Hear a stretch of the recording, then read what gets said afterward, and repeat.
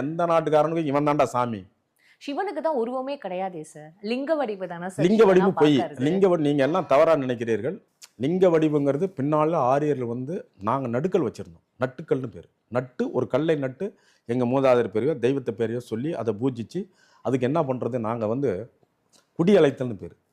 ஒரு சாமி நடுக்கல் நட்டுட்டோம்னா ஆற்றங்கரையிலையோ நீர் ஓடையிலையோ போய் நீர் ஓடையில் போய் ஐயா அப்படின்னு அந்த சாமியெல்லாம் வேண்டி நாங்கள் உடுக்கு பம்பை எங்களுடைய தமிழ் வாத்தியங்கள்லாம் வச்சு இசைச்சு இறைவனை கூப்பிட்டோன்னே இறைவன் யாருக்காவது ஒரு பறையருக்கு வருவார்.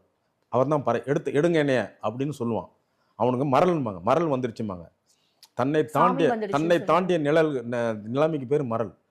மரல் வந்துருச்சு அப்படிமா. மரல் வந்த உடனே என்னை எடுங்கடா வைங்கடாமா. நீர்நிலையிலேருந்து சாமி அழைச்சி குடி அழைத்தல். தமிழர்கள் வந்து குடி அழைத்தல் வருவாங்க. இப்போ என்னமோ ஃப்ராடு கும்பாபிஷேகங்கிறாங்க. எனக்கு குடி அழைத்தலையே விட்டீங்க தமிழர்கள். குடி அழைக்கணும்.